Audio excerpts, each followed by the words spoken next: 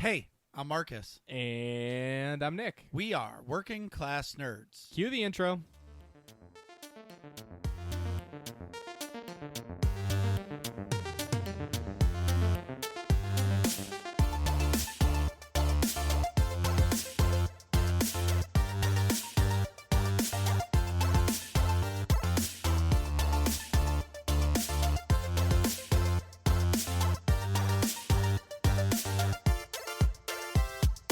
That's right, we are Working Class Nerds, the podcast that gives you no information about your favorite information.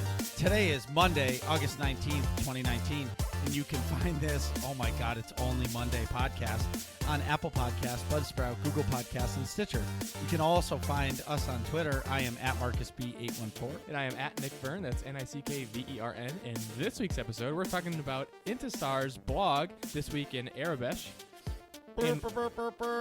Yes, and afterwards we'll be putting on the tinfoil hats to discuss some Star Wars conspiracies and crackpotitude. So, without further ado, Intisar, what have you been up to? I have been playing quite a bit lately. Double XP is the best.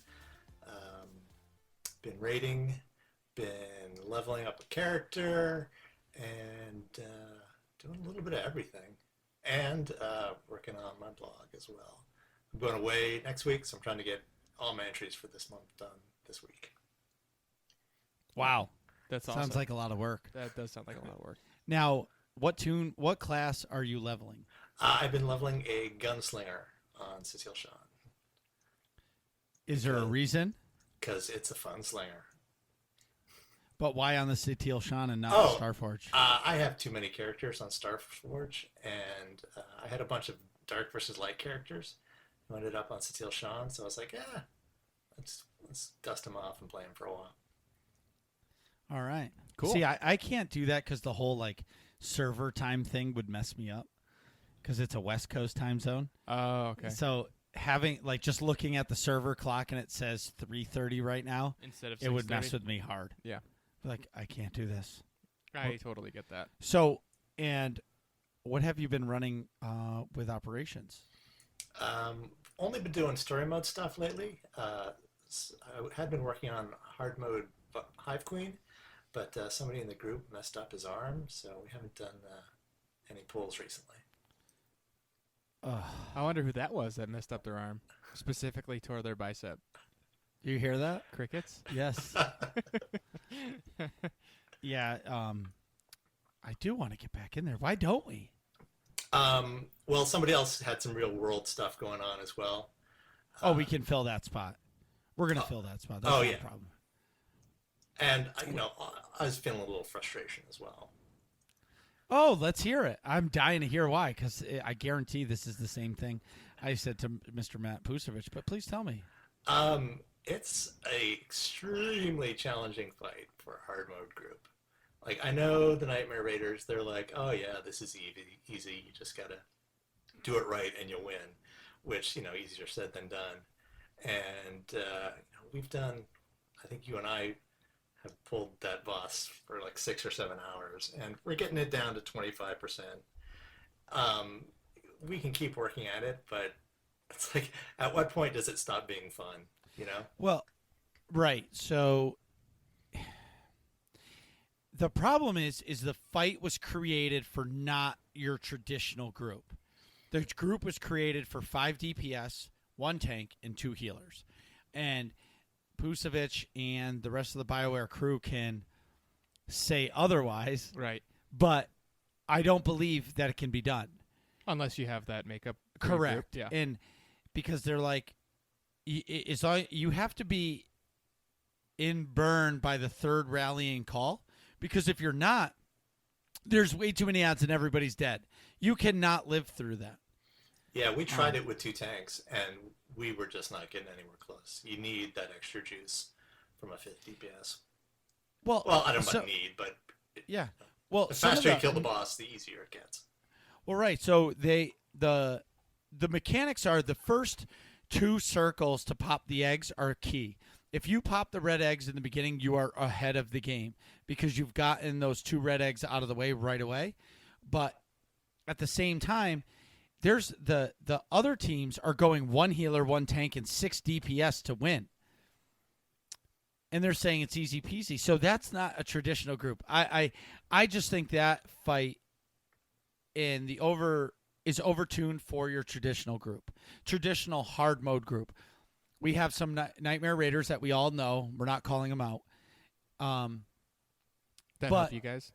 no, No. That's why we were bitching about it. If we were Nightmare Raiders, we'd be like, "Oh, it's easy." Right. But the problem is you can't go there with a traditional group and win. Right. Or I haven't. And if there's a group out there that does it, please record it and send it to us, me or Intisar or Nick, because I don't believe it can be done in the traditional fashion.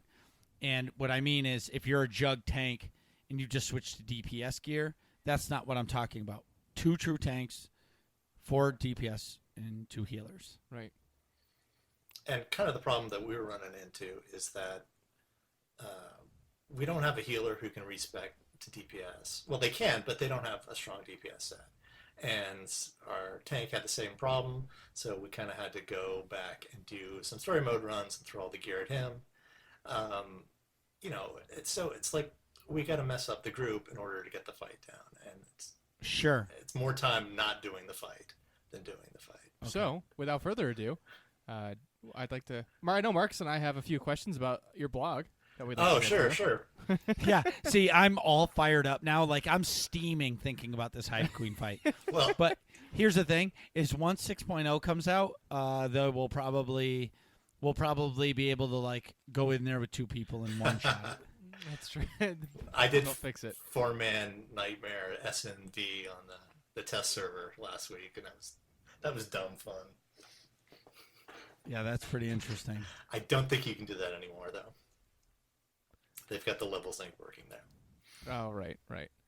So, do you want to just explain for the viewers at home, or listeners, I should say, what is This Week in Aurebesh? So it is a blog. It is mainly devoted to SWTOR. Sometimes I'll veer off and talk about other Star Wars things, like I'll review Rise of Skywalker in December, stuff like that. But mainly it's about SWTOR, and mainly it's about how SWTOR uses alien languages in the game.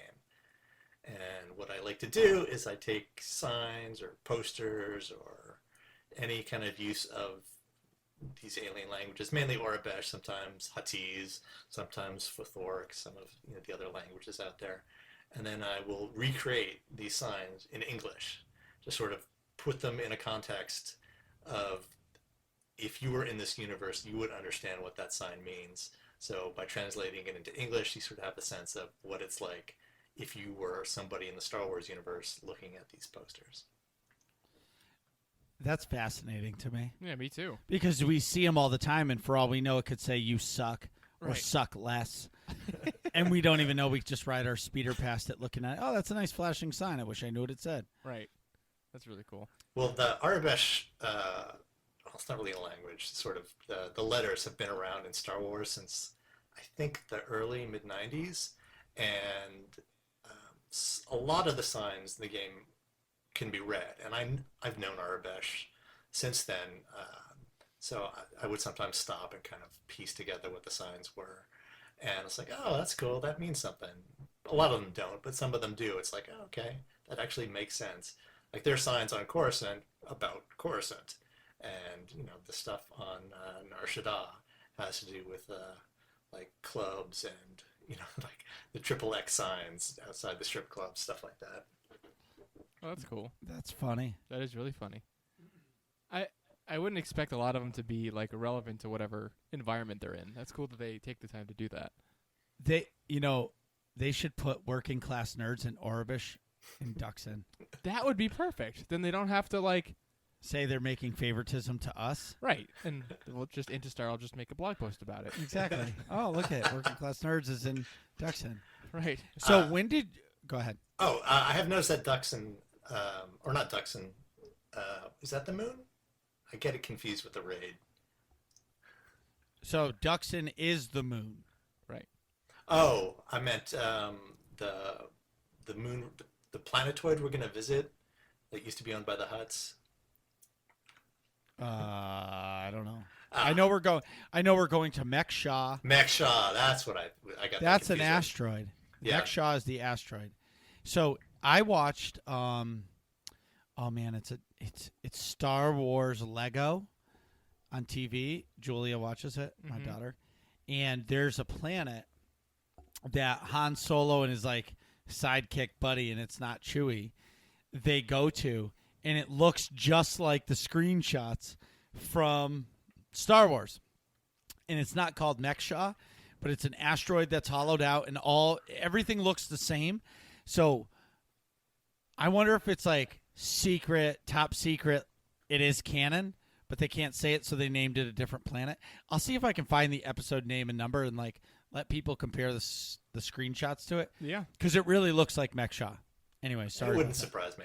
Yeah. They renamed Korriban when they put it in the Clone Wars, so. What'd they rename it to? Moribund, I think. George Lucas didn't like the name, so he was like, yeah, let's change it. Lame. I like Korriban. So, translating, different languages, including Aurebesh, from various visuals in the game is clearly a staple of the blog, but I know you also have some translation-related blog posts. How do you go about picking which thing you're going to highlight outside of the traditional translations? Sometimes it's just stuff that's going on in the game. Like when they introduced Dantooine, I had to talk about that. Other times, just things that are on my mind. I have a series called like Dumb Top 5, where I sort of point out things in the game in sort of groups of 5 that maybe people haven't noticed or overlooked. I think my favorite one was the best non-cartel market mounts in the game. Because there are all these things in the game that you can get. You can sort of have to work for some of them, but they don't come from the cartel market. People complain about it, the market a lot, but there's stuff you can get in the game that's cool. Oh yeah, so AIE did a like their mandatory fun night. They did one where you got a mount, so you had to kill certain world bosses and Exactly. like ops bosses and stuff, and you get this like. Was it called the Vector something mount? I don't know. It was a red mount. And I said to myself, that's pretty cool. You're getting that. And then if you go on the PTS during 2.0, PTS 2.0, you're going to get the big log tree mount. I am so there for the log mount. Absolutely. Well, so I've gone on the PTS once, and I'm just like, meh. I'll wait for ducks in, but also once the 2.0 version of the PTS comes out, I'll go do 10 PvP matches. I'll log in, stand there and do nothing, and then just wait for the match to be over, and I'll get my mount. That's all I want. Oh, don't do that. That's no fun for the other people. Like, log on with me. We'll do some flashpoints or something. You'll get credit that way. Yeah. And, you don't want to be farmed by people, and they're going to be like, oh, Marcus sucks at PvP. Well, they wouldn't be wrong. So, obviously you've done a whole bunch of blog posts, but which blog post out of all of them was your favorite? Or maybe do you have a handful of favorites that you can remember? I did one, I guess, last year for when they released the Solo movie. It's not specifically related to SWTOR, but there were these Solo posters that came out. They were like, red and purple and yellow, and they featured the different characters from the movie. And so I was like, I want to do this in Aurebesh, featuring somebody from SWTOR. So I did, I recreated it as closely as I could, these posters, but I translated it from English into Aurebesh, sort of the opposite way of what I usually go. And so I had a poster featuring Darth Maul, and it turned out pretty well, I think. Can you send it to us? Yeah, give me one sec, I'll find it. Sure, take your time. In the meantime, I can cut this part out, but it's a bit of dead air there. I was just gonna move on to the next question, but if you're looking at stuff, sending it to us. Wait, hold on. We'll wait. Sorry, I was sending a message. Ready? Yeah, no, I was gonna have Intisar. He's sending you that Let's picture. see. I'm dying to see it. So I can't ask him a question, and then he's trying to pull that up too. It's in the Discord. Perfect. I'll take a peek too, and I'll just jump into the next question. Well, that's sweet. You made that? Yes. That's wicked cool. So why don't you post that on Twitter? I did. Last year? Last year, yeah. Yeah, I think I remember it now, but that's so awesome. You should totally do it again. You should send that to everything. You should get that made as a poster. I know. I would buy it. Fuck yeah. I'd pay the $5 in shipping plus whatever the poster cost. Right. What does it say?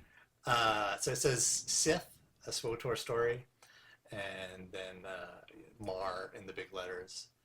And in the circle it says L, Legacy, which is, it's not related to the poster, but it's related to the design. It's a long story. And then at the bottom, those pips and dashes are the date in Aurebesh. That's really cool. That's awesome. I kind of want it. I know. I do See, too. you should do. See, here's something. You should get 15 of them printed or 50 of them, sign them at the bottom, mark them 1 for 50, and sell them as a limited run. I don't want to get sued. Why would you get sued? I don't know, Darth Mar. Oh, that's true. Yeah. Well, give them away. You could give them away if you want. Yeah, as long as you're giving them away, I don't think it's a they big could deal. still be a limited run. You're not selling them. Right. True. That is sweet.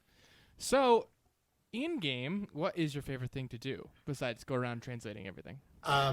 This is going to make Marcus mad, but my favorite thing is the story.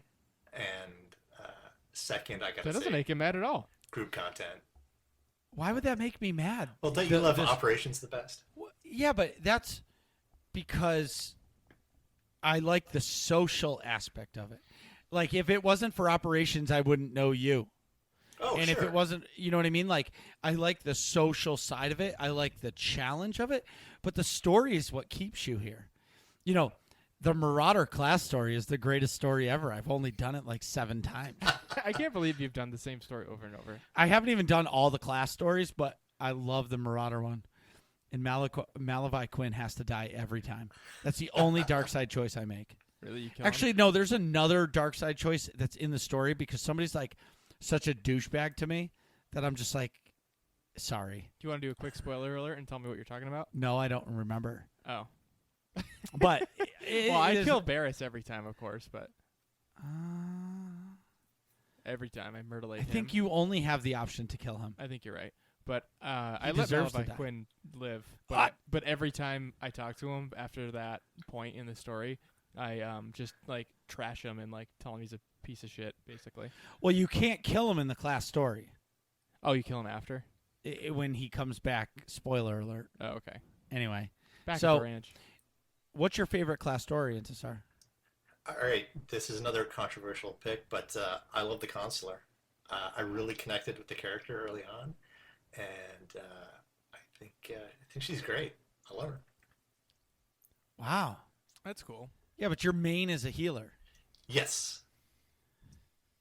But if I didn't I really connected with the story. I wasn't. My first character was a gunslinger, but then I started playing the Consular, and I was like, oh, like something happens way on better. Terrace, where when you did Terrace at launch, you didn't have a mount, Yep. you didn't have quick travel, you didn't Oh, unlock it's the terrible. speeder points until you got to them. So you were just slogging through this, zombie infested nuclear waste dump, and so at the end of the story, you go back to the base, and there's this guy there who gives you guff for one of the choices you made. And I Right. was like, what the fridge are you talking about? And so, I wanted to just curse him out. And I picked the sort of the choice where you cuss him out. And the Consular, when she gets sassy, is really kind of vicious. And I don't do it a lot, but every once in a while I like to kind of whip it out. And it's, that sounds weird out of context, but it just, it's so great. And I really connected with the character in that moment. It was great. The character said in a way that was much cooler than I could what I would have said in that moment. And I was like, all right, I love this character, and it's going to be my main from now on. That's awesome. So my counselor is level 37, and her name is Maggie, which was named after my dog. And I guess I just don't like throwing rocks. It just didn't do it for me. Yeah, pebbles. Pebbles, rocks, same thing. So, Nick, what have you been up to?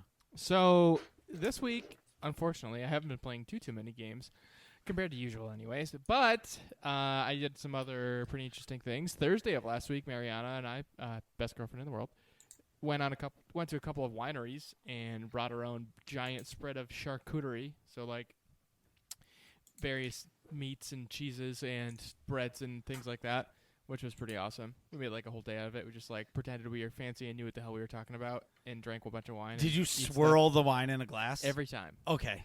So before you take a sip. Oh, that was awesome. I could not tell the difference whatsoever, but it looked good. We looked the part. Oh, that's perfect. We were but just it's a nice day out. We were just faking it till we were making it. Yeah, one of them, it was like way up on like a hill, and there was like some crazy views over like all the grape fields and stuff, and like a big valley area. It was nice to do. And then another one, it was like this all Italian style like architecture and Italian style wines, and we did the tasting, and it was like the owner who did it, so it was cool. It was we just pretended we knew what the hell we were talking about and tried a whole bunch of wines and relaxed and ate some stuff. It was great. Perfect.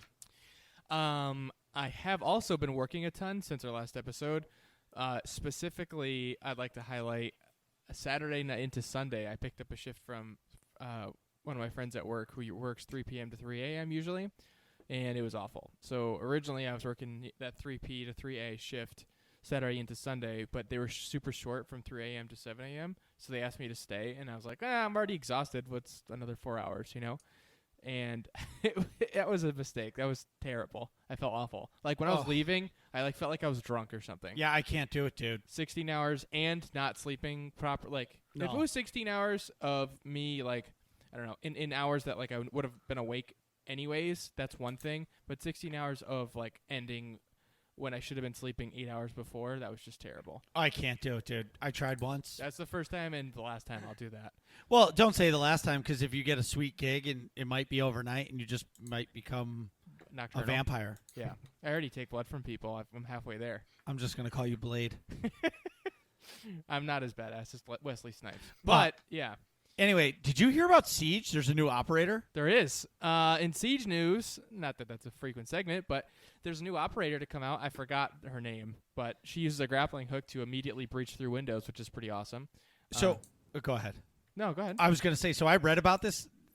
That's a game changer. Yeah, like usually You have to blow up through the windows. Through the windows, right. So there's wooden boards on all the windows, and you have to rappel, so you'll throw like a grappling hook, yes, but it's attached to the roof, and then you have to, walk up the wall of the building, and then you can peek into the window. Right. With this ability, you just throw the grappling hook at like the windowsill basically, and you burst right through. So typically you don't. It takes 3 like melee hits to break open the barricade for you can be able to get through. This you can just grapple right through the barricade through the window, which is pretty awesome. The thing about this is, so it's both sides. So the window's going to blow out right away. Yeah. So if you're in that room, you're going to be like, okay, here they come. Right. But at the same time, you can surprise people if they're not paying attention and you know where they might be. Right. Like if Chichanka is just sitting there posted on a gun. Yeah. And they hear some glass breaking behind them, but who cares? Yeah, they don't notice or whatever. Correct. They don't turn in time, and they just come in guns blazing. You can shoot them. So that's pretty cool. Right. I have enough renown, so it's like the in-game points saved up to unlock her right away. I have 25,000 already. Oh, that's perfect. So you get her for free. So I can, so you don't have to pay any. You can pay money to get them immediately, or like play a bunch of hours in games. And yeah, so it's a typical free to play. Yeah, you can free and play and never spend $1, but you're gonna have to earn it, right. Or you can just pay $10 now and get it. Right.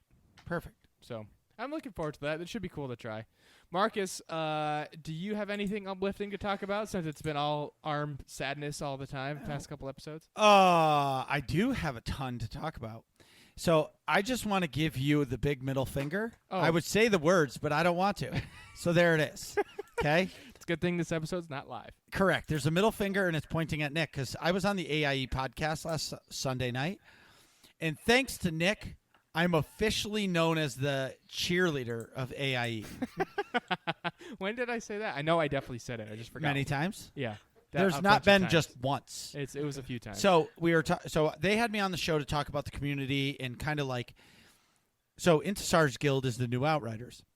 Yep. And we have AIE as a community. Every time we have a big event, we invite them to come with us. They want to come. All is welcome.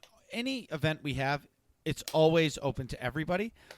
But it's almost like that subculture that we've grabbed onto and created, that we want everybody to come play with us. Like, Intisar doesn't have to be in our guild to come play with us, but he's known in our guild now because of his blog and because he plays with us in SOTOR, that he comes and joins. Now the next step would be maybe not in SOTOR, but maybe if he played World of Warcraft or Final Fantasy 14 or some other game that we play, next thing you know, he's in the AIE guild, just in a different game division. And that's how the community stays tight-knit and grows at the same time. Mm-hmm. Or somebody in his guild decides that they're trying a new MMO, but the New Outriders may not have a division. Because I'm trying to remember, you guys have a bunch of game divisions in Intisar, right? Yeah, Guild Wars and Neverwinter and some other stuff, I think. Right. I don't remember seeing a World of Warcraft or a Final Fantasy 14. So let's say they play that and they're like, Intisar, where should we go? Hey, go over to the AIE guild and check them out, because I know they have a game division there, and it's never a competition. We're never trying to steal members, but it's just nice to bring the community closer together. Yeah. And it's just like intermingling, not So, like stealing or whatever. hence cheerleading. Right, so you're the cheerleader Yeah, so they made me an officer to do this job. to pump up the... Well, it's to pump it up and to grow the community. You know, there's so many guilds in SOTOR that come play with us, even though they're not in our guild. Right. And it's great because, when you play with the same people all the time, as great as it is, but it doesn't grow. You stay at that one level. Right. But when you get a bunch of people together that are outside, maybe they have an alt, and maybe they want the Conquest perk or another game's perk system Right. that we get. Because, like in AIE, we just graduated our guild level, and now we get a +8 for mastery for operations, which is huge. Like, that is huge. if you don't have that perk, you're not getting that +8. So, it may not be a big difference, but it helps out a ton. Yeah. Also, in Death Star Troopers news, so there's a boss on Zyos called the Colossal Monolith. I've never beaten the boss on story mode ever. And our main tank was out last night, so we had a fill-in tank, and I was like, I want to do something different. I'm sick of the grind. Let's go do something fun. Come to find out, there was like 6 of us that didn't have that achievement. Sweet. Yeah. So we did it on story mode. I didn't know this until the night. I was going to go right into hard mode. But in order to go to hard mode, you have to beat the world boss Okay. on that planet to Yeah. get a buff. Then you can go fight it on hard mode. Oh. Okay. So it's like almost like a mini operation, essentially, because you have to beat 2 bosses. Right. I didn't know that. Did you know that, Intisar? Yes, the hard mode version of the Monolith is super tough. I've never even come close to beating it. Right, and that's kind of what we were said there. Like, that fight is ridiculous. Do you notice that there's never any pug groups trying to do it? I'm like, oh. But see, that to me is something that the devs should know. Like, if the fight is too ridiculous that nobody's doing it, what's the point of it being in the game? Because if no story mode is tricky. Well, it's the first time. I've been playing the game years. It's the first time we did it on story mode last night. And there's a lot of mechanics. There's a lot of things going on the floor. And let me tell you, if you're melee, it's tough. There's a lot of stuff on the ground you got to watch out for. So, anyway, after that, we went to Temple of Sacrifice hard mode and started progression on that. Again, next week, we're going back. How far did you get? We are on the first boss, the mother of all Masasi. We did not clear that first boss. Oh, really? Wow. Yeah, it was, I think it was a bunch of people forgot how the story mode mechanics are. I think we kind of lost our groove because when you go do like an instance boss, it's not like I feel like when you go into an operation, you like build your momentum as you're beating bosses, and I think we just a bunch of us didn't get the mechanics right, and that's okay. Yeah. And, So it's next your week- first so- time. Right, exactly. So the week before we went to Gods from the Machine, and we got tithe to 14%, which is huge. So next week, I think we're going back to Gods from the Machine because before 6.0, I really want to try because the only 3 ops that we have left to beat on hard mode are Temple of Sacrifice, Ravagers, and Gods from the Machine. So I almost want to take a couple weeks to do each one, clear as many bosses as we can before 6.0, and then focus on one of the ops until Duxin comes. Because once Duxin comes, we're going to all be playing the story as much as we possibly can to gear our tunes, and then going to Duxin to get gear. It's pretty much going to be Duxin forever. So then the Fortitude Tuscan City Raiders team, that is my Monday night team. We're currently working on Dread Fortress again. And I say again because I spent months there with Death Star Troopers. Oh, God. Yeah. Do you miss Brontes yet? See, honestly, the Brontes fight is awesome to me. There's so much going on. There's so much to do, all that stuff. I just don't like Draxus. I think it's because it's just wave after wave after wave. And, like, everybody is tested. You need to cleanse the grenade. You got to make sure you cleanse any debuff. You got Mass Affliction. Then the Guardians, if the tanks aren't handling the Guardians right, there's a lot of damage going out. There's certain times where you can hit the boss, but if you hit the boss too much and you clear out the ads, the next wave starts. It's just mayhem. Absolute mayhem. I like Draxus because it's one of those fights where you start it and you're like, well, we're never going to beat this. But at the end, when it just clicks, like, it just gets smooth. Oh, I agree. And it's a 7-minute enrage. And now we don't come close to the enrage. But when we first started it, man, it was tough. And then you finally get to the final phase, Nick. Yep. And there's a bubble around Draxus. And it takes like, I don't know, I'm going to say 10 seconds or 15 seconds or 20 seconds for the bubble to come off before you can hit him. So you have to work on clearing out the ads beforehand. And then as soon as the bubble drops, everybody has to get to the boss to kill the boss. Right. But when that happens, the 2 big main enemies that are there as well, they're Guardians. Mm-hmm. If they hit their attack hits you, it like can wipe the group. Jeez. So and it's really hard on one of the tanks because one of the tanks has to handle them both and get them facing away, and they drop aggro. It's the fight is crazy. But like Intisar said, once you get the dance, it's easy. Okay. So we're there again. So I got a Switch, I don't know, some weeks ago. A couple months ago, probably. And I've had a complete addiction to it. I bought a bunch of games. But DC Universe Online just came out for it this past week, and I downloaded it, and it's so much fun. The only thing I wish the Switch had now is like a Verizon data card in it so I could play it everywhere. Right. Like a SIM card or whatever? Yeah, like the MMO itself might not be great, but the fact that I can do an MMO, like the grind and like just play story and all that stuff is awesome. I guess I'm that kind of player because I'm enjoying that more than Breath of the Wild. Yeah, you like the grind of leveling up. Well, no, I just like an MMO style. Like, I guess it's linear.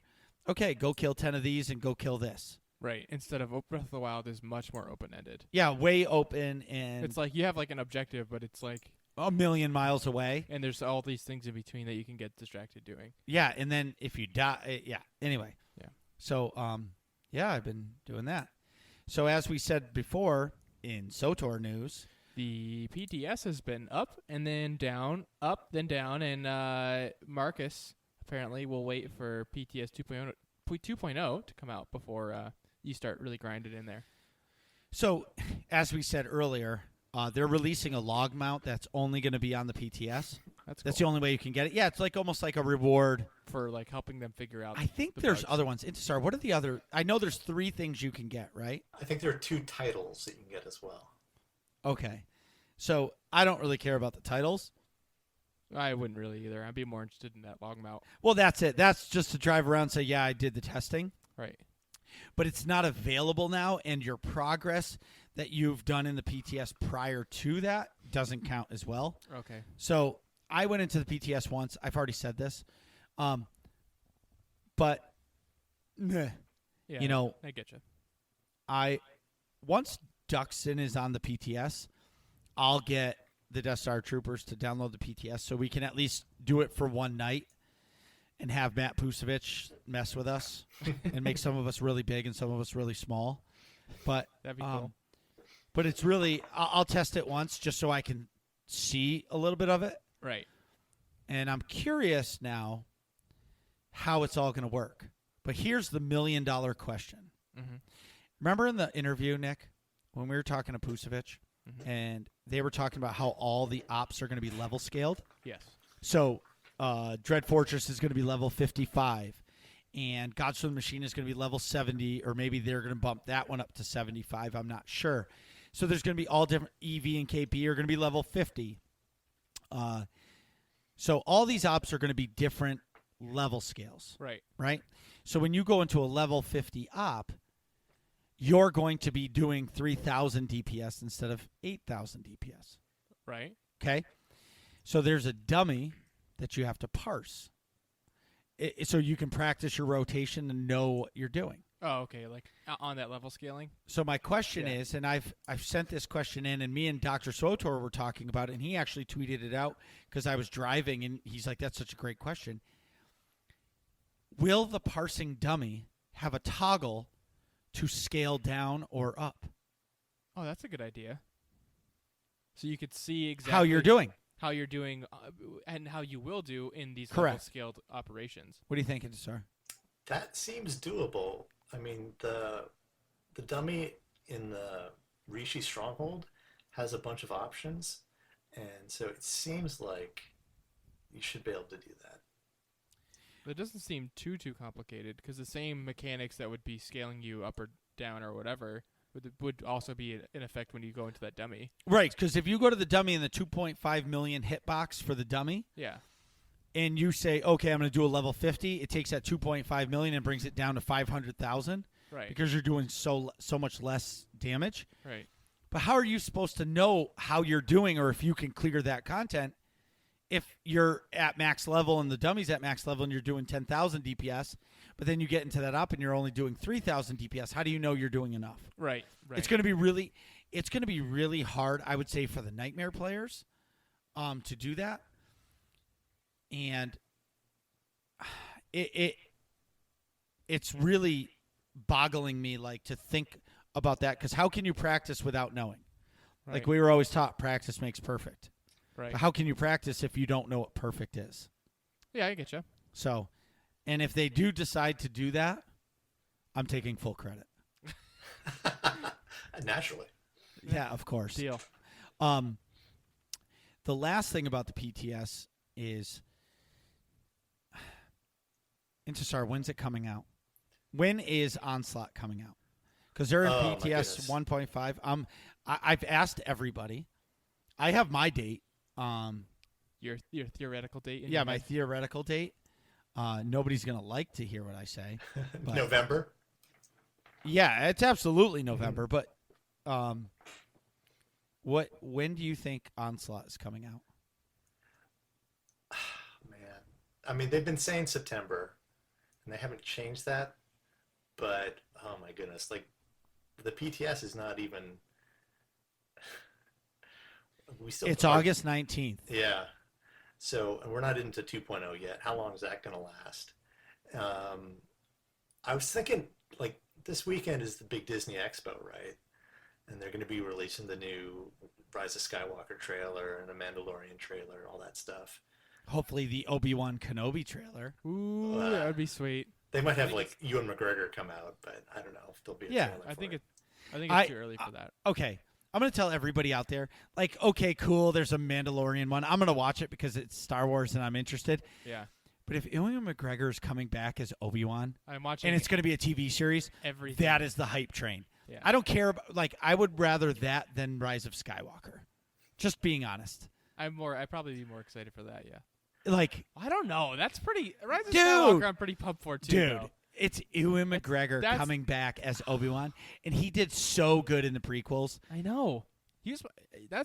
And- he might be my favorite actor in that Yeah. whole series. And the Master and Apprentice book is really good. Oh, between him and Qui-Gon? Yeah. Because Qui-Gon, like, I thought they were, like, in sync. Yeah. Not at all. Not at all. Like, Obi-Wan, like, hates Qui-Gon. Oh, really? Yeah.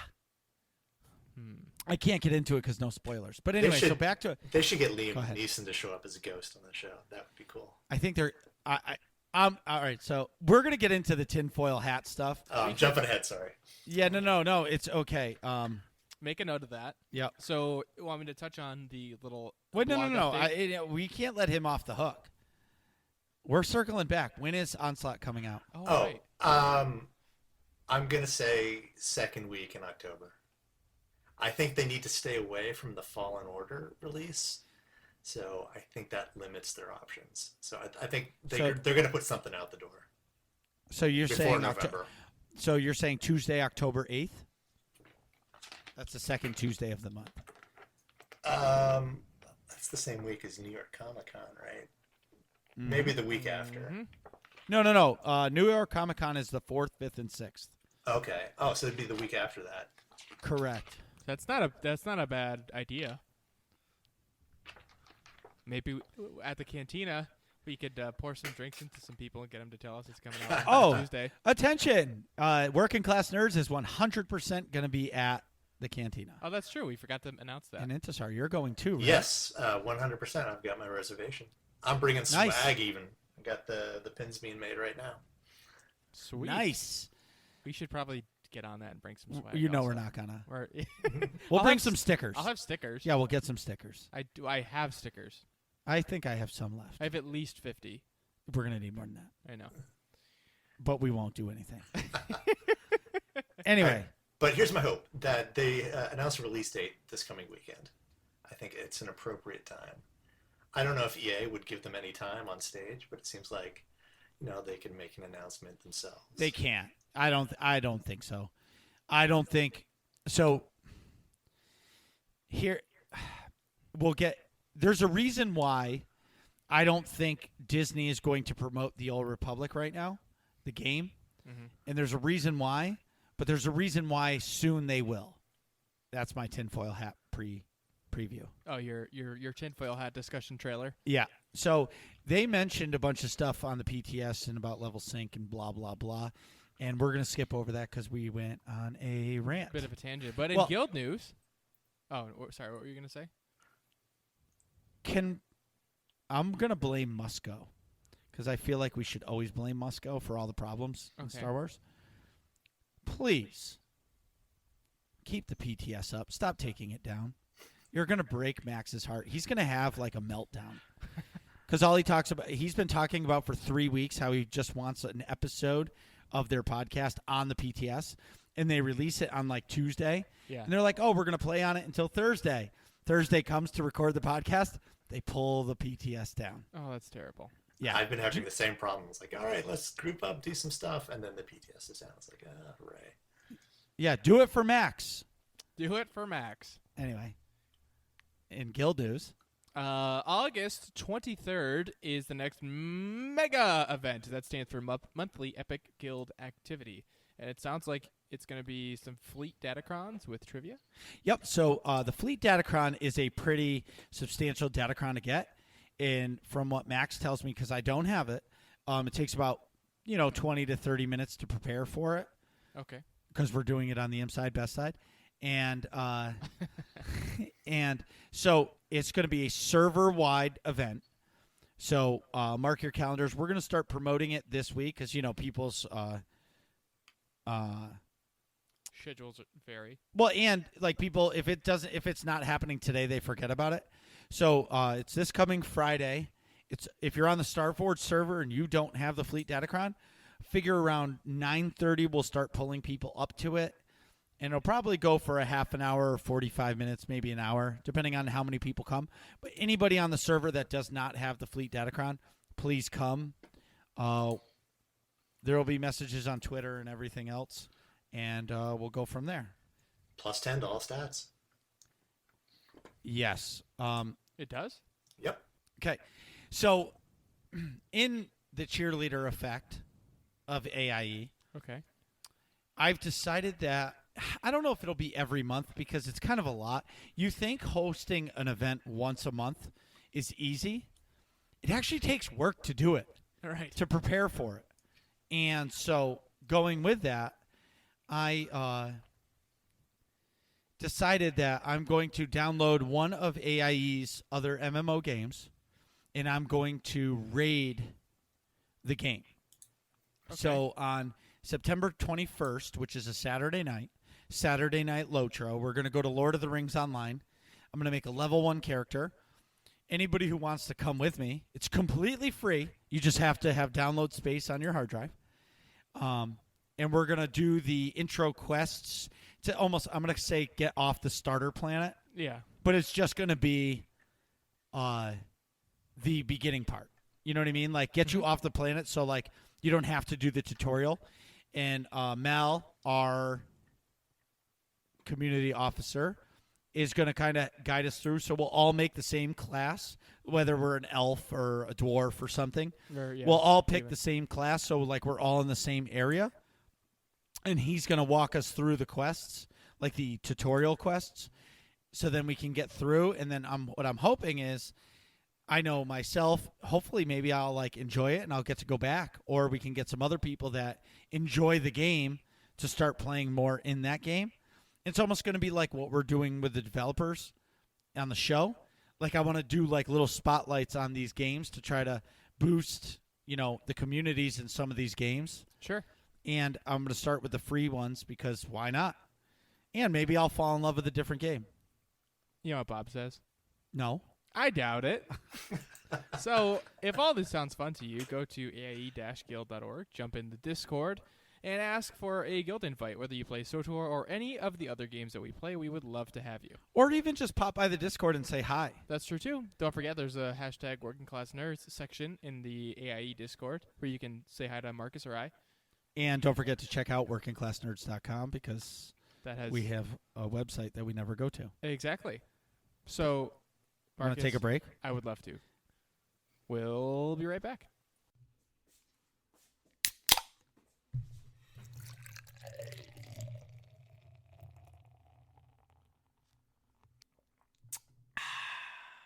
And we're back. So today we're discussing Star Wars conspiracies. So, Tinfoil hats. yes, it's the crackpotitude section. So Anything that is possible could be possible. right.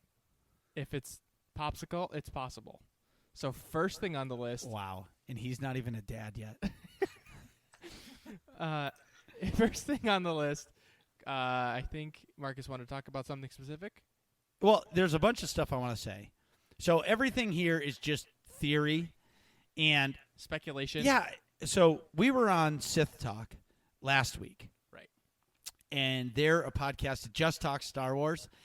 And I've never gotten off a podcast so amped up, like, Wanting to say more. yeah, like they cut us off at an hour, and I was so like, "Rah," like there was so We much could've- more to say, and they're like, we're gonna do this again in another week, and I'm like, we should have just recorded part 2 right then and there, Right. because they stirred the pot.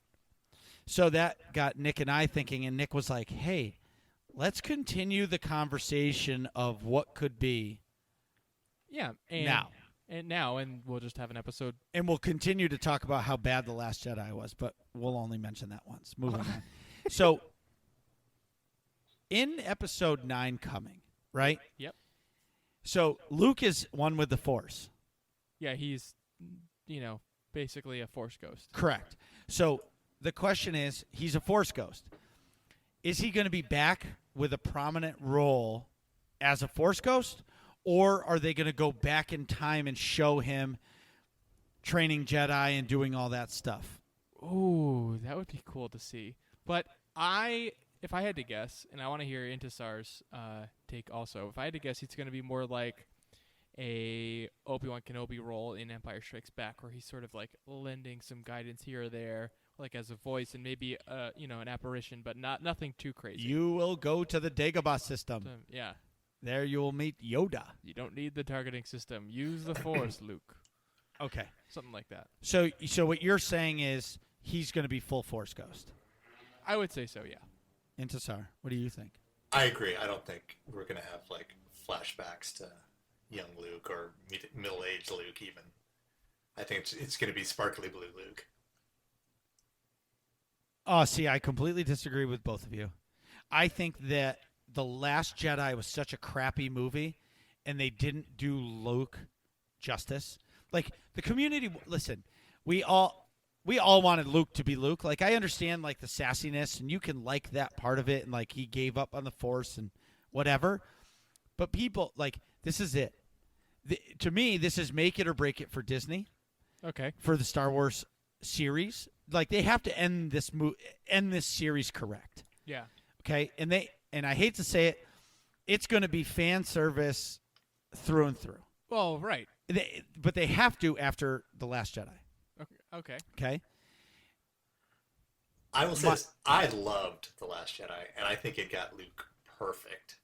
So, but I agree with you. I don't think they're going to take too many risks with this new movie. I think they want, end it on a happy ending. I think it's like the Return of the Jedi of the trilogy. Nothing too crazy is going to happen, Bad guys are going to die, good guys are going to win, happily ever after. You never know. Rey could go dark. I would love that. Especially if she used the dark Because side. that would truly bring balance to the Force. Right. It would be cool if, just a quick side note, it would be cool if Rey used the dark side of the Force to do some overall good things. Mm-hmm. Like, just like to break the mold of like dark side equals evil. It would be cool to be like, oh, she's actually bringing balance to the Force and Right. using sort of both sides of the coin to do things that are good for everybody, kind of thing. That would be cool, in my opinion. But wait, go ahead. I'm not done. Oh, okay. So, see, he's always rushing me into Sar. He wants me to shut up so he can move down his show notes list, and because he's so strategic, and he's like, okay, he's done, but I'm not done. What I don't like about The Last Jedi, it was too fairy tale for me, and we don't have to dive down that, but Rian Johnson, I think, is a brilliant director. Mm-hmm. He should have had his own series. Yeah. It should have been the JJ series. Whether or not JJ didn't want to do Episode 8, or if that's true, I don't think it is. Because why wouldn't you want the whole trilogy? Yeah. But I think it should have been one consistent director. Now, how they fix some of the stuff, I don't know. Like plot-wise. Yeah. Yeah. Because it's going to be really key. But I'm going to circle back to the Force Ghosts. So you're going to have Obi-Wan. You're going to have Hayden Christensen's going to be back as. That would be cool. Well, of as course he's Anakin. going to be back. They're bringing back everybody. Everybody who's They're alive is pulling going. out all the stops. Yeah, the Force Ghosts are going to be in. Rey's going to be learning from Hayden. That would be so awesome. What if Hayden Christensen comes back and is like, "What the fuck are you doing?" Wow, my mind just went blank. Kylo? Thank you, Kylo. Yeah, he's like, "This is how you do dark side things," and Well, shows whatever up. it is. Well, okay, we'll get into the Emperor. Yeah. But what I'm saying is I think I think everybody is coming. Obi-Wan, Hayden, Yoda, Qui-Gon. Yeah. They have to bring Qui-Gon back. That would be so cool. Because he was the original Yes. Force Ghost creator, correct? Qui-Gon? What do you mean? I think I'm going back. This might be in Legends and not actual canon, but I wasn't Qui-Gon the one that was pioneering how to become a Force Ghost, and then Yoda and Obi-Wan actually did it properly. Yeah, they mentioned it at the very end of Revenge of the Sith that he was going to teach that to Obi-Wan. Right. So my point is Qui-Gon, The Phantom Menace is a better movie to me than The Last Jedi. And yes, it's 20 20 years later, it's easy for me to say that. But other than the dumb metachlorians, it's almost like the Princess Leia Mary Poppins moment. Right. Like, other than that, the movie's good. And Darth Maul is the most badass Sith in the entire series. Looks, Yeah, everything. that we see, I Like- think so. In like- terms of like a pure warrior, that's pretty fair to say. I yeah, mean, like obviously- no pure Sith. Like you think you close your eyes, you think Sith, like he's like straight evil yeah, in episode 1. yeah. He's just Like Darth destruction. Vader's Darth Vader, right. right? The Emperor's the Emperor, but like Darth Maul is the man. Yeah, I could see that. And in that movie, he didn't have many words, but when you first saw him, you were just when he jumped off the speeder bike he's just you're and he afraid. attacked Qui-Gon, you were like, Oh my "Oh God. no, Qui-Gon's done." Right. That's all I was thinking the whole time. Yeah. So, do you guys have anything to disagree with me on the whole Force Ghost thing? No, I think that's fairly accurate. I think it'd be a good way to have some fan service, and it's fairly easy to tie that into the plot also, especially if you have like people, the Emperor coming back already, so you have like a precedent for people coming back in the Force or whatever. So that's already a thing that happens. Right. So it's easy to do that with other characters too, even if you only want to have them pop in or out or something. Sure. Intisar, what do you think? I agree. I think the big climax of the movie is like, whatever Palpatine or the Emperor is, because we know he's in it, right? And then like all these Force ghosts are going to appear and like help Rey and Finn and Poe beat him back. And that'll be like the redemption moment for Kylo Ren as well. Wow. So you think he'll flip? Oh, for sure. For sure. There is no way Kylo Ren is not redeemed. See, I disagree. I think he just stays dark and he goes away. I think that's like the Skywalkers are gone. so. The last. Anyways, What's the name of the title? The of this Last movie? Skywalker. The Rise of Skywalker. The Rise of Skywalker. Sorry. Yeah, he's gone, and that's it. And the Skywalkers redeem themselves. So He dies dark. I think, see, what I think, I don't know. It's tough because from a movie making standpoint, I've taken a few movie classes. I think you're totally right, Intisar. I think there's no way he doesn't get redeemed because they made it they teased you with it in The Last Jedi. It's like, ooh, he's kind of helping Rey. You think he's going to stay and help like the rebellion and stuff and actually help her? And he goes, nope. He's like, let's take over the galaxy together. So they like bait you with that and then flip it. So that makes me think, because this is obviously a planned out 3-part or relatively planned out 3-part series, that he's going to get redeemed at the end. And you've had so many moments of, ooh, like even when he kills Han, it's like, ooh, maybe he's not going to. He wanted to and he didn't. Maybe he's not going to. No, he does. So, Or where he didn't shoot the missile at Leia. right, exactly. So it's like, it's like they keep playing with that. So I think eventually, like from a movie making standpoint, they're going to have him be redeemed. But I would like him to stay dark side, and then like Rey being like, "Come on, man!" Like it would be cool if since we're on conspiracy theories and crackpotitude, it would be cool for me if Rey ended up using the dark side to do something good, and then going to Kylo like, "What the fuck, man? I can use the dark side and still be productive towards like the good betterment of people here. Why can't you do that? You don't have to be evil." And then she ends up killing him or something because he just is too stubborn or something like that. Sure. So That would be my best of both worlds. But what do you, Marcus? You're I can see the gear spinning. no. So in the trailer, Rey's in a desert planet, right? Yeah. And she jumps over, which we all think is Kylo Ren's speeder Right. or TIE fighter. I knew what you meant. Yep. Okay. So the big question is, how is Palpatine going to play a role in Episode 9? So like, I've been thinking, and one of my other questions is like, do we care about Snoke's background at all? And it would be, I don't know if like Snoke and the Emperor need to tie into each other at all. And that's like kind of a separate discussion, but I feel as though if we're going to bring the Emperor back, it would make a lot of sense narratively if he had secretly been there the whole time and we just didn't notice in some form. Like his reveal would tie into some object or theme or something in the previous two movies where we're going, oh my god, that was him pulling the strings the whole time, And the most clear and obvious one is to have him tie into Snoke somehow, but I don't know how that would work. They could do it like Valkorion in SWOTOR, where it's like he's a spirit who can inhabit different bodies, and like maybe at the end he takes over Kylo. That would be interesting, Okay. and would also be like in sort of the realm of possibilities Sith powers wise, because Darth Bane supposedly did that with Xana. And in the end of The Last Jedi, Kylo goes complete dark and crazy Yeah, after Snoke dies. right. So that makes a lot of sense. So it could have done like an essence transfer. Yep. So maybe he was in Snoke But is it too much for Star Wars? to like go that deep, because Yeah. like the essence transfer thing is from the Darth Bane series of books Well, I mean, they originally, can, way back. Well, my whole theory on all this is I think that desert planet is going to bring us. I think Rey is trying to get to Mount Tantus. Do you know what that is? I don't. So Mount Tantus is a Legends story of where the Emperor kept all of his secret artifacts Okay. and all of his top secret stuff. Okay. And I think that's where Rey is going because that's like where Palpatine is, Force Ghost, Essence, whatever. Yeah, like what's left And of him. I think this is going to be a moment where they can tie more of Legends into the story. Without having to like come out with their own canon versions of the legend stories. Correct. Yeah. I think Thrawn is going to be here. I would fucking freak out if I saw Thrawn. That would be so cool. And live action Ahsoka will be in it.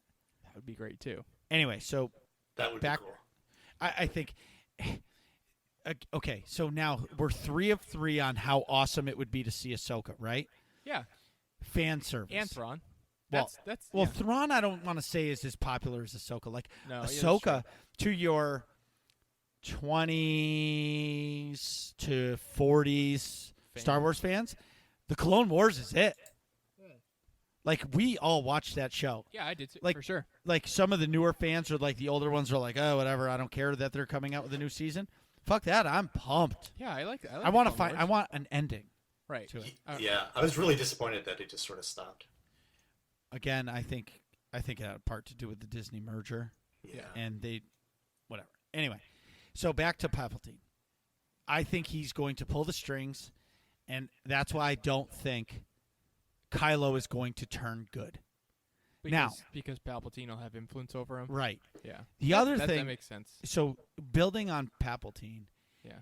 in the, I want to say the concept art for Episode 7, The Force Awakens, Uh huh. there was a picture of the Death Star underwater. Really? Yeah.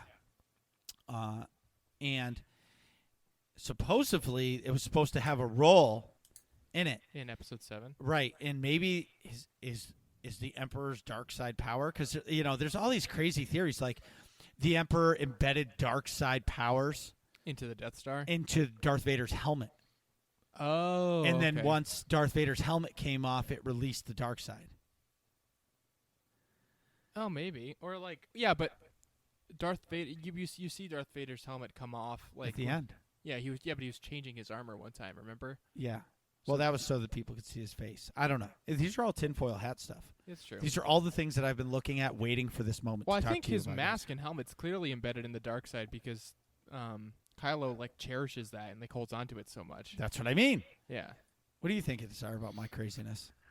There's actually precedent for stuff like that in Legends lore, so to speak. Like there was the kids' book series about the glove of Darth Vader and stuff like that. I think the helmet makes more sense. It's more visually interesting anyway. So yeah, man, they've established that the Death Star is powered by kyber crystals, which is what powers lightsabers. So I can see how there would be dark side energy infused in the Death Star, and somehow the Emperor could use that to keep his spirit alive, or if not his whole body. Right. Man, the whole theory crafting on all this stuff is awesome because we actually have no clue. And I It's didn't fun to just pull out like Right, and I didn't even know D23 was this weekend. And that makes it even better that we're going to get a Rise of Skywalker trailer, a real one. that's great. I'm excited for that too. I can't wait to see it. Okay, Nick, can I ask the next one? Sure. Intisar. Does it matter who Rey's parents are? No, in fact, that's the whole point of Last Jedi. It doesn't matter. But do you think because JJ made it such a big deal in 7 that he brings that back to mean something? Like, No. because they were like, your parents don't matter. It doesn't matter. It doesn't matter. And then at the end of The Last Jedi, it shows the little boy with the broom. Like, okay, he has the Force. It doesn't matter who's her parents. That's how I read it. I agree. That scene with the broom is one of my favorite moments in all of Star Wars. I think that is just a brilliant way to end that movie. Oh, I want to hear why. Oh, because the Force, anyone can be a Jedi. You don't have to be a Skywalker or a Solo. You can just be some kid with a broom. I love it. It's sort of the Force is for everyone. It's not just certain people born with the right number of midichlorians. Right. Well, I disagree. I think we're going to find out who Rey's parents were. I think I don't think it matters, No, but I right. think JJ's going to say in that movie, your parents were X. Mr. and Mrs. Plato. right. For me, I feel like there's so many other things I want them to get through in that movie, like having Ahsoka present, like all these Force ghosts potentially, like how did the Emperor tie into all of this? Like, is he related? I would much rather see them flesh out all of those different things and take the screen time to do that, because this isn't a series. Absolutely. This is a movie, then while I think it's likely that they will go through Rey's parentage at some point, I really hope that they don't spend a lot of time on it. Like Marcus is saying, I really hope they just kind of say, yeah, your parents were just these people, basically continuing the same storyline. They're nobody special. You don't have to be anybody special. You don't have to be a Skywalker or a Solo or whatever, like you were saying. You can just have Force abilities, and that's it. And they don't spend a whole lot of time on it, because there's so many other things I want them to get through in this movie, or at least touch upon. I don't want them to waste the screen time. Okay. Well, here's my Now- thing. Okay. I think that was the plan all along. If you look at the very first Force Awakens trailer, not the teaser, the full trailer, the first thing that Rey ever says, the first thing we ever hear Rey say, is that she's no one. And I don't think that's an accident. I think that was the plan all along. And tie her in to be like the people's sort of hero. Like, Yeah. anybody can have this. That kind of makes sense. Now, something that came out of this conversation is how much we need to get through in this movie. Yeah. Okay. Yeah, is it going to be like a 4-hour movie? Well, that's the question. I wouldn't even mind So, if it was 3 hours all right, and change. Nick and I and Ari went to go see Endgame in the theater. Yep. We knew it was a 3-hour movie, and I haven't sat in a 3-hour movie in a long time. Mhm. Now, will Disney pull that off? Because there's so much stuff I want answers to, or just them to touch on, that I don't. If this is truly the end of the timeline, Yeah. because they've kind of said that this is the end of the story, nothing will be past this. So if this is the end of the timeline and everything else will be before it, they got a bunch of things to answer. Is Disney going to put a 3-hour movie out for this movie? I sincerely hope so. But It would not surprise me. yeah, I don't know that they will, though. I feel like I'm very hesitant to be like, yeah, they're going to, because when's the last time, like, so we have Endgame that's a 3-hour movie. When's the last, like, big movie that they put out that was, like, that long? None. And, like, Revenge of the Sith. Return of the was not- King was, I think, 3 hours long. Right. Right. So the last Lord of the Rings movie was Revenge of the Sith 3 hours? I don't think so. It was No. 2 and change. No. Because 3-hour movies don't sell as well at the box office, right? In theory, No, that like brings- that's why people don't. That's why a lot of studios avoid that length. people are going to flood to go see this. I think they should do it.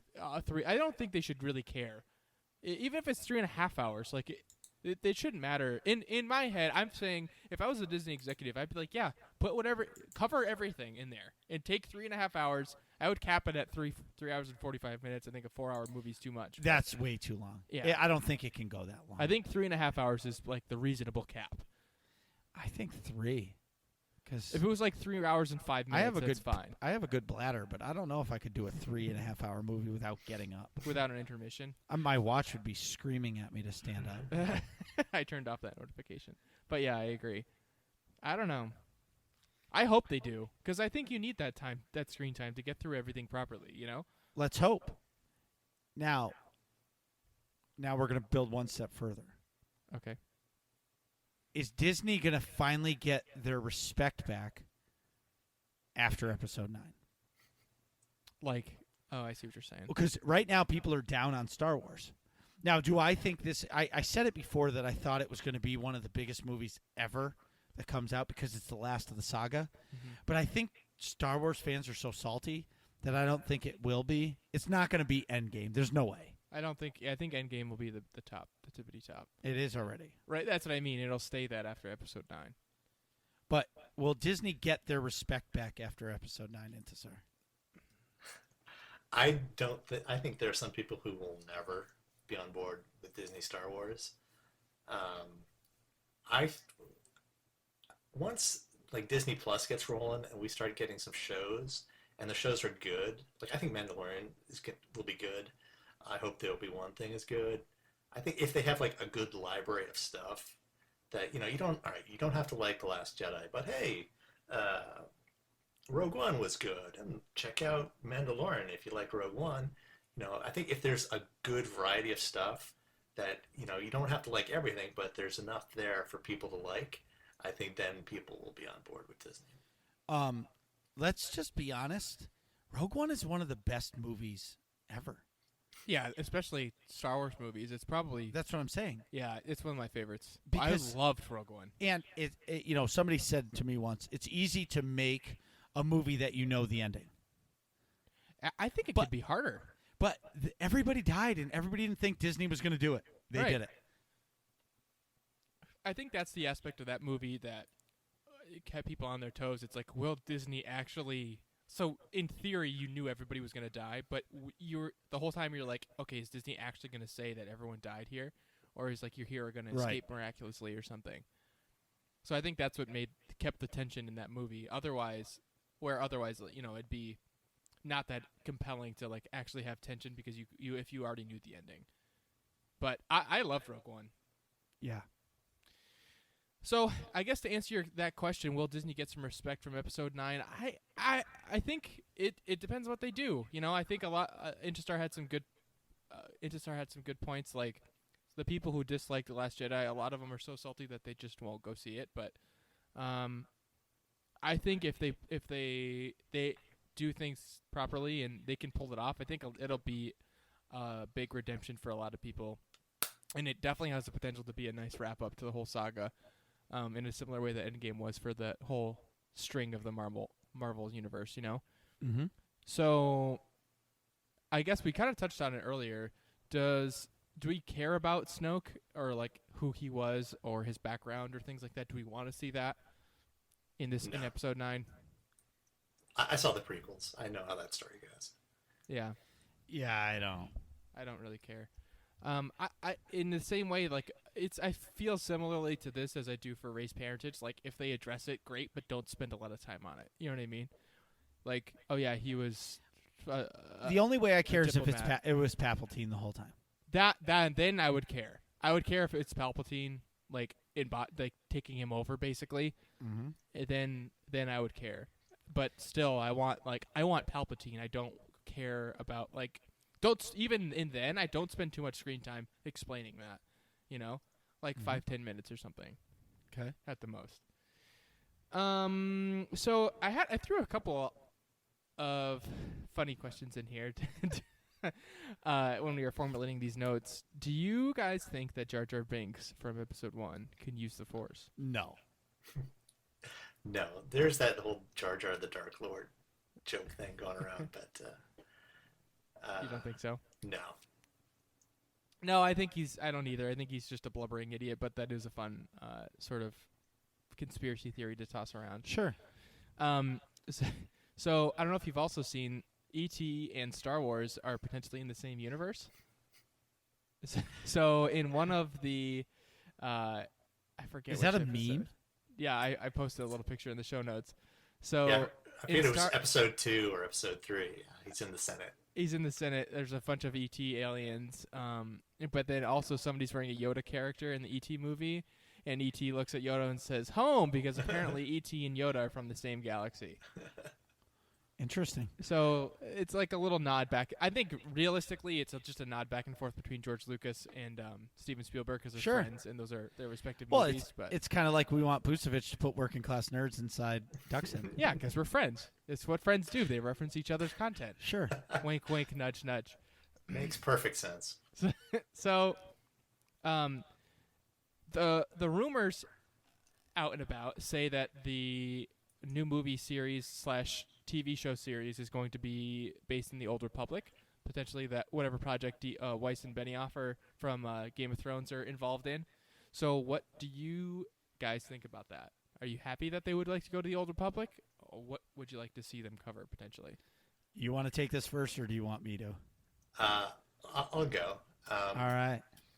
First off, like the Old Republic, it's 1,000 generations. It's 20,000 years. So that is a huge period of time. So what does that even mean to say that it's the Old Republic? Like, I don't think they're going to do a Revan movie. I don't think they're going to do like a Darth Malgus movie. They might toss in some references to the Old Republic timeline and games, but I think, maybe they'll do it 5,000 years ago instead of 3,000 years ago or 500 years ago. Like, who knows? There's all this unexplored territory, even if you count in the Legends material. So who knows what that even means? Personally, I would. What I want and what I think they're gonna do is two different things. I would love for them to be like to do something with Revan or do something with Malgus and like the Star Wars: The Old Republic sort of timeline. But I kind of agree with you. I don't think they're going to. I think they want like complete and utter creative freedom to make a unique story that they can then market and stuff like that. That's not tied to things that are already in existence. So what I predict is they'll probably do something just either before or just after like Star Wars: The Old Republic, like the game and KOTOR and things like that, so that they can, like you said, reference things like that. And people go, "Ooh, cool! Like that's the Mask of Revan that the guy just found, or that's Malgus's like lightsaber or something, or whatever." But not directly incorporate the characters, so that they can have their own complete creative freedom. I disagree with both of you. Okay, let's hear it. So Revan is the most popular character there is, other than the Skywalker saga cast members. Right. Right. Everybody dresses as him. I mean, he's just there. Yeah. And if they're gonna do another trilogy, which I don't know if they're gonna. I don't know if it's a trilogy or a TV Well, series. no, they said there's a trilogy coming. Right. But I don't know if that's what's going to happen. And I'm going to get into that in 1 sec. Let me just dive. Okay. So why not make a trilogy about Revan's Darth Vader story? He starts off as a Jedi, Yeah. goes to a planet, gets turned to the dark side because of the Emperor Right. with Malak, then gets redeemed and comes back. Right. Perfect Disney story. That's true. Okay? Perfect redemption arc. What is there in the Old Republic that there isn't now? Lightsabers. Correct. An endless amount of lightsabers. Mhm. What sells on the shelves? Also lightsabers. Correct. Disney needs to make merchandise that sells more than anything else. Like, yeah, they're selling stuff now, but if you go into the toy aisle, it's not like when we were kids. There's like 3 toys in the aisle. Mm-hmm. How do they take over the Targets of the world now? Or the Amazons? They should make a build your own lightsaber product. Well, whatever it is. Yeah. I'm just saying.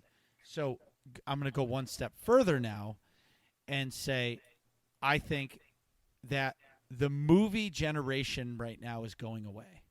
Like, Endgame is huge, but if you think about TV shows like Netflix and Amazon Prime and now Disney Plus, like Disney Plus is going to come out at $6.99 or $7.99 a month. I mean, who isn't going to buy that streaming service? Yeah, I'll buy it. Why not? Why would you ever need anything else? Right. Because who cares about Netflix once all of that content is gone, in my opinion. Well, I watch a lot of Netflix. Well, I like Stranger Things, but I guess, okay. Why not make TV shows and seasons for the Old Republic or whatever the next branch is, like the Obi-Wan or the Mandalorian? Because it's endless. Right. You don't have to pack an entire show, entire movie into one show. You can spread it over 6 seasons. Sure. And the money doesn't stop. Right. Right. Yeah. Where the problem with movies now is they have to rush through to make sure they fit everything in. Look it's at crazy expensive too. the show that you loved, Game of Thrones shows. Yeah, Game of Thrones. I got to season 3. I just anyway. Yeah, But not a show. But for that's you. no. It was a good show. But my point is they stretched that out over all those seasons. Yeah. And I think they rushed the last season. They definitely did. Yep. But Yep. but that was an epic story. And that was all because HBO was cheap as shit and they didn't want to pay those actors anymore. No, it was HBO did want to pay the actors. It was the two showrunners, Weiss and Benioff, who didn't want to do it anymore, and they cut it short. But your point still stands. They rushed the ending, and you can with a TV show, you have the ability to take your time, unlike a movie where you don't. And Disney is patient. Right. So I think I agree with your point. I would much rather them take their time with an Old Republic show than a movie. right. So that's the Revan story. Right. The Old Republic movie we're going to get is the Dawn of the Jedi with the Sith. Though I think it's going to be the beginning of the Jedi and the Sith, and it's going to go to the old Sith War. And when the massive war right before the Mandalorian Wars and all that stuff, I think that's because that's the height of Jedi and height of Sith, and the conflict between them, and I think that's going to be the trilogy. And I think Intisar's right, you're right. One of you guys said they want their own property. Yeah. That's they want start the story. They want to. So they have the end. Yeah, they want to start it now. Start it. And then they'll fill the middle with content. Correct. Because if you ever read the Dawn of the Jedi books, like the beginning, it's pretty fascinating to hear like how all this stuff started, even though that's legends and it's not canon. Yeah. What do you guys think about my craziness? That's a good point, and that's a great selling point. It's see how the Jedi and the Sith began. I don't think they're going to use any of the Legends materials for that. So no Exar Kun and no Ood Benar, none of the stuff that we know from the comics and the Old Republic games. I think they'll start completely from scratch and build up their own mythology. And where that leaves SWTOR, that's anybody's question. Well, so we have 2 years. So the licensing is 10 years old, right? It's 10 years in total. 10 years once the game released. Right. So when the license is up, that's going to decide it. Because Disney could be like, even if SWTOR is thriving, they could say, "Yep, let's do it." You know what I mean? But Disney could be like, "Nope, we want all the property." So, but I think they're going to be crazy to not cash in on this, because this would be the time to do it. And I think we're going to get the announcement for it at D23 this year. The Old Republic. They're going to say something out there, in my opinion. I hope so. Or at some other conference this year. Something is going to be announced. Maybe it's on Disney Plus. It'll be a commercial. Something is going to come out that says we're committing to the Old Republic. I hope so. I think it won't be until Celebration next year. Oh, that's a good call. There it is. Yeah. Anaheim 2020. I will not be there. Yeah, too far for me. Well, it's not that it's too far. It's just too expensive. The hotels are crazy. You think New York is expensive? Yeah, Anaheim's right outside of L.A., basically, right? And my final thoughts here Yep. are thanks both of you guys, because I definitely had some crazy things. And the last thing is, I would love to see Mara Jade come back. Mara Jade? Legends. Oh. She was the hand of the Emperor. Oh, right. and she ended up being Luke's wife. Whoa. And I'm not saying I just would like to see her back or mentioned because her character was awesome. And I would, if there was anything that we've talked about today that I would bet money on, it's Mara Jade coming back. And I think a Mara Jade TV show would be really cool, and it would be a great way to bring the character back. And I honestly think she's more interesting like without Luke Skywalker. So I would love to see like a Mara Jade doing her own thing than her just being Luke's girlfriend. I think, yeah, they could fill in the role where she was his girlfriend and then like she went back to the dark side or something. But like, there's no references to her, so I think you're right. That would be awesome. Bring her back. That sounds great to me. I think Mara Jade is maybe after Ahsoka now is like the most popular Legends character, even more than Revan. Wow. Really? I think Revan's Oh, the for most sure. popular. See, I don't follow enough people. That's a great Twitter question. Who's the most popular? Who's your favorite Legends character? Yeah, Revan. Revan. I'm going to Mara make that Jade. Twitter post. You That's an definitely should. awesome poll. Thanks, Intisar. Sure. Thanks for coming on the show, too. Oh my God, thanks for having me. This was fun. I can talk about this stuff all day and all night. Well, we sure talked about it for an hour and a half, so you'll have to come back on sometime, and hopefully we can do some operations soon together. What are you guys talking about in here? Find out next episode of Working Class Nerds.